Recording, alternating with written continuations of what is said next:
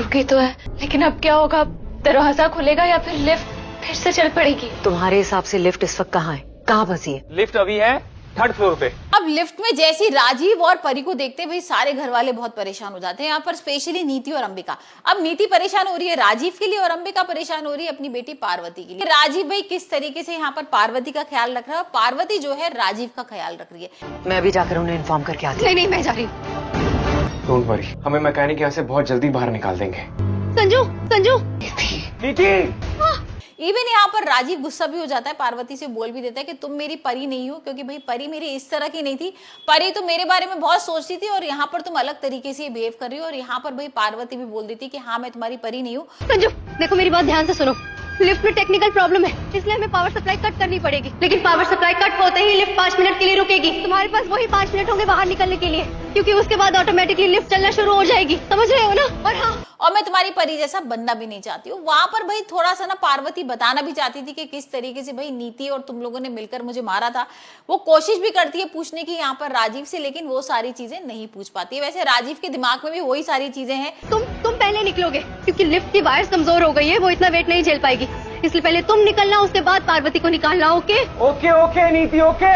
5 minute है तुम्हारे पास, याद रखना। 5 मिनट काफी होते हैं संजू। हाँ नीति मैं समझ गया, इतनी देर में हम दोनों बाहर निकल जाएंगे। ओके। और हाँ भाई ऐसा क्या था कि जिसकी वजह से परी ने मुझे इतने साल छोड़ दिया और यहाँ पर परी ने मुझसे बात करना बंद कर दिया, मेरे से रिश्ता भी तोड़ दिया। राजीव के दिमाग में ये सारी चीजें तो है, लेकिन वही हम देख रहे हैं कि भाई नीति बार बार इन दोनों के बीच में आ जाती है। अब यहाँ सारे लोग परेशान है, लिफ्ट वगैरह ठीक करा रहे हैं और यहाँ पर सब लोग जोर से चिल्ला रहे हैं और फिर देखेंगे कि किस तरीके से यहाँ पर वो लिफ्ट से बाहर तो आ गए। लिफ्ट का दरवाजा थोड़ा ही खुलेगा जब वो रुकेगी, तो तुम बाकी का दरवाजा अपने हाथों से खींच कर खोलना। समझ गए? अरे नीति मैं समझ गया, तुम जाओ और जल्दी से पावर कट कराओ प्लीज। हाँ, ओके। यहाँ पर जैसे लिफ्ट से बाहर आते हैं ना सब लोग बचा लेते हैं, लेकिन यहाँ राजीव और जो पार्वती है ना वो एक दूसरे से गले मिले हुए हैं, मतलब लिपटे हुए हैं।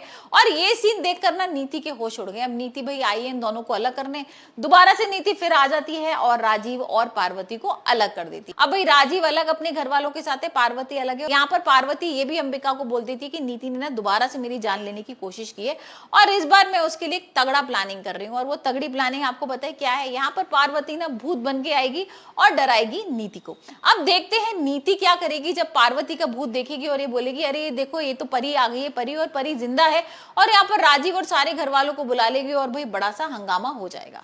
और यहाँ पर इतना नाटक करती है नीति ना कि राजीव को बुला लेती है, अपने बॉस के बर्थडे का सेलिब्रेशन हो रहा होता है और यहाँ पर वो बॉस का सेलिब्रेशन वगैरह छोड़ के राजीव आ जाता है। अब जब राजीव नहीं आता है ना और बोलता है कि भाई मेरे को अपने बॉस का बर्थडे बनाना है, तो यहाँ पर नीति ना उनका केक वगैरह सब कुछ फेंक देती है।